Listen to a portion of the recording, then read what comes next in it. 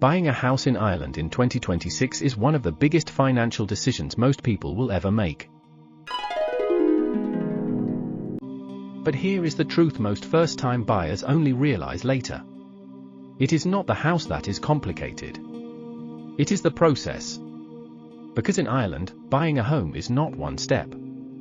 It is a system involving banks, legal checks, approvals, deposits, and strict timelines. And if you don't follow that system in the correct order, you can lose time, money, or even the property you want. So in this video, I will break down the entire process step by step in a simple way so you know exactly what to do. And if you are planning to buy a home in Ireland, make sure to subscribe for more simple housing and mortgage guides. Now let's begin. Before anything else, you need to prepare your documents. Because in Ireland, no bank will even begin your mortgage process without them. Most buyers will need proof of income, recent pay slips, bank statements, employment details, and valid identification. If you are self-employed, you will also need tax returns and financial accounts. Now here is the important part. Many people delay this stage, and that delay alone can slow down their entire purchase by weeks or even months. So the first real step is not looking for houses. It is making sure your financial profile is ready. Because without documents, nothing else moves forward. Once your documents are ready, the next step is understanding your real budget. Not what you want to spend. Not what houses you see online. But what the bank will actually allow. Banks in Ireland look at your income, job stability, savings, credit history, and existing loans. If you are applying as a couple, both incomes are combined. For example, a couple earning €75,000 per year might expect a borrowing range based on lending rules and stress tests. But here is the reality. Two couples earning the same income can still get different mortgage approvals depending on debt and financial behavior. So the real question is simple. Do you actually know your borrowing power, or are you just guessing based on property prices? Once you understand your budget, you apply for mortgage approval in principle. This is where the bank officially reviews your documents and tells you how much they are likely to lend you. It is not final approval, but it is a very strong indication of your borrowing power. Now let's make this real with an example. Imagine a couple with a combined income of €90,000 per year. In Ireland, most banks typically lend around 3.5 to 4 times your income, depending on your financial situation, debt levels, and stress tests. So in this case, a couple earning €90,000 could expect a mortgage range roughly between €315,000 to around €360,000. But this is not fixed. Because if they have existing loans, credit card debt, or higher monthly commitments, the approval amount can be lower. And if their financial profile is very strong with savings and no debt, the bank may lean toward the higher range. This is why approval in principle is so important. Because it tells you what is realistic before you start making offers. Without it, you are just guessing. And here is the key question. If you got approved for €300,000 tomorrow, would you actually be ready to act on it? Now comes the stage everyone gets excited about, searching for a home. This is where people start viewing houses and imagining their future life. But this is also where reality becomes clear. Because the same budget gives very different results depending on location. In Dublin, it may only buy a small apartment.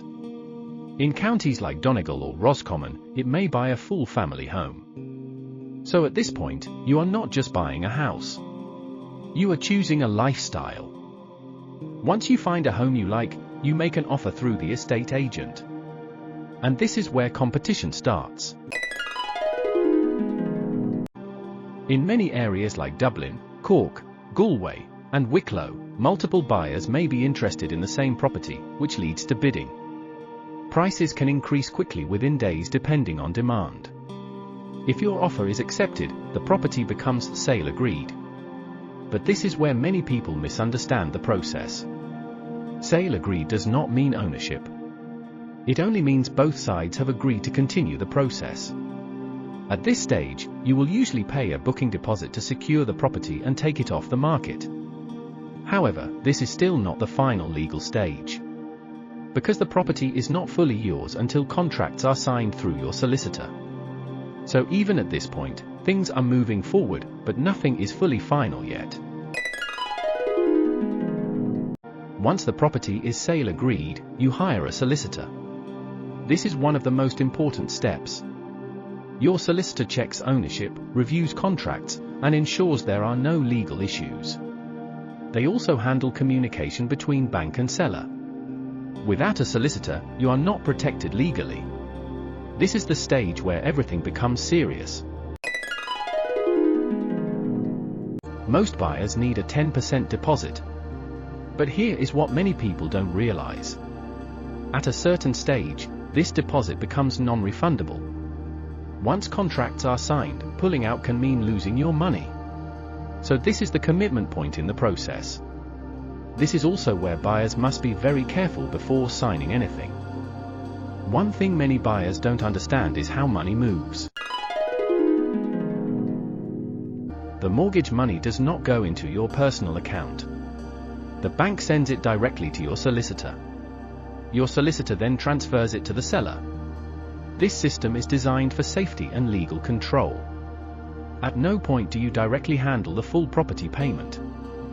Before completion, you must have insurance in place. This includes home insurance and mortgage protection life insurance. Without these, the bank will not release funds. So insurance is not optional, it is required for completion. If you are buying a new build property, there is an extra step called snagging. This is a detailed inspection of the house before handover. Even new homes can have defects such as finishing issues or minor construction problems.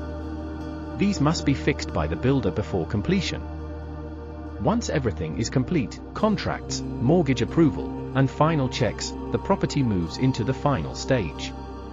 This is called completion. At this point, everything comes together and the purchase is officially finalized. And then comes the most important moment in the entire process. The keys are handed over. After weeks or sometimes months of planning, stress, and decisions, the house is finally yours. This is the moment where everything becomes real. But even after completion, there are still a few practical things to take care of. You will need to set up utilities like electricity, gas, water, and internet before moving in, so your home is ready from day one.